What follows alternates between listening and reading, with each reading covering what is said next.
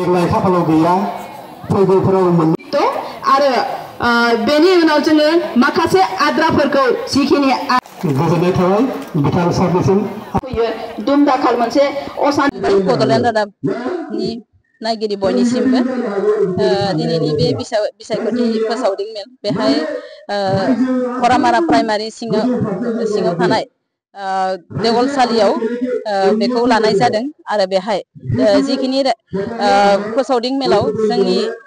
UPPL दोलोखौ खरामारा प्राइमारिनि बयबो रायजो राजाफोरा जोंखौ हेफाजाब होनो ओंखारबोदों मानो होननानै बुङोब्ला जों दिनैनि तारिखावहाय बेहाय माखासे रिजार्भ एरिया बे साइडखिजा दङमोन जिहेतु बेहाय हा पाट्टा राननाय खामानिफ्रा जोंनिया जाफुंसारदों जेराव 17 बोसोराव बिपिएफनि सरकारावहाय जायफोरखौ मावफुंना होनो हायाखैमोन इउपिपिएलनि 4 बोसोरनि गेजेराव बेखिनि खामानिखौ मावफुंनानै होनायनि थाखाय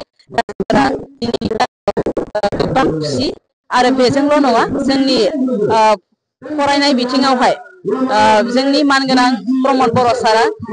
जिखिनि फरायनायखौ नोजोर बोनानै माखासे बिथिङावहाय डक्टर इन्जिनियार जानो हानायनि राहा लामाखौ जेराव होनाय जादों जोंनि गोरिब गुन्द्राफोरा जेराव फरायनायनि मोनसे सुबिदा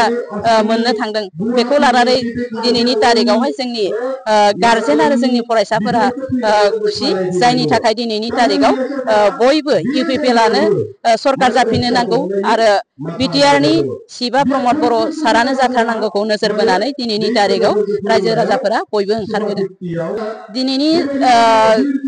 तारिखाव जों बुंनो थाङोब्ला सालबारि समस्ति हिसाबै बिपिएफ जिहेतु बिसोरो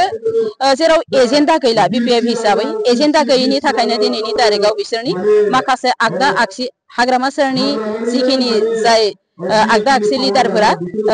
दिनैनि तारिखाव बिसोरखौ बिसोरनिफ्राय गानानै जोंजों हेफाजाब होनो फैबाय जिहेतु बिसोरो जोंनि सालबारि समस्ति हिसाबै बिसोरो जोंनि थाखाय गोबां भटआव जों भट मोननो हानाय नङा बिसोरथ' बुंखागोनानो बेबायदिखौ गावबा गावखौ थिफुदला खोन्थैनानै लागोन खिन्थु बुंना लानाया जोंनि थाखाय गेदेर बाथ्रा नङा बिसोरो बुंखाबाय थागोन बेखिनिखौ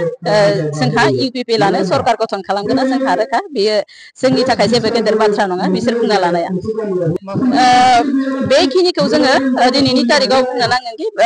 जेब्लासिम 26 आव जोंनि रिजाल्टआ ओंखारगोन जिहेतु बे खालि बेखिनि खौरांखौ जों मोननो हागोन।